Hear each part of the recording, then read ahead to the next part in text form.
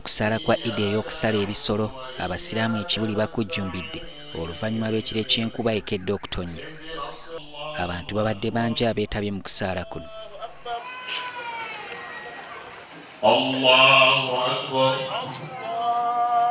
Omumyuka wa Supreme Mufti Sheikh Muhammad Kibaate yakuliddemu okubuulira kasozi kano era ng'abaddu ba Allah abajjukizza obukulu bw'omutima omugabi ku lunaku nga luno.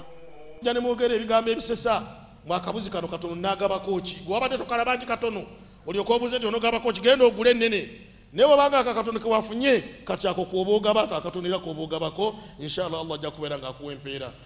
Nga bwe kali akalombolombo jjajja w'obusiraamu mu ggwanga Omulangira Kasimu Nakibinge akuŋŋaanyiza abazzukulu be mu maka ge Ekibuli n'abagabula.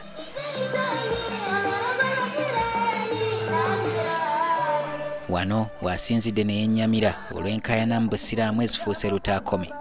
Nakibinge si musanyufu n'ekyokuba nti abasiraamu tebakyayinza kutuulanga bo ku mmeeza emu okumaliriza ensonga zaabwe. Tulina okuzimba obusobozi ensonga zaffe tube nga tuzeemalirira. Tulemenga kugenda ku balala okutereeza ebyo bye tusobola okutereeza. Gye buvuddeko Pulezidenti Yoweri Museveni yakwasibwa alipoota eyava mu kunoonyereza ku mirerembe ku bukulembeze bw'obusiraamu mu ggwanga era n'atuula n'abantu ku njuyi zombiriri okwongera okusala entotto. Omulangira agamba nti ku ssaawa eno obusiraamu bukyetaaga abantu abalala bangi okubuyambako okutabaganya ebiwayi byombiriri. Nyaniriza buli alina ky'asobola okukola okubanga emirerembe gino agimalawo. Waateekebwawo akakiiko akatuulako abantu okuva ku njuyi ezigugulana okutema empenda ez'okumalawo emirerembe mu busiraamu. Omulangira asabye abakiikirira enjuyi zombiriri okuba abeerufu n'obutekkiriranya ku mulundi guno. Abaliyo ekyo kye tubakuutira mu kyama ne mu lwatu temulina okusimba ensonga bwe munekkiriranya obwo obuzito bwammwe si bwaffe era mwe munaamanya gye munaabyanjula.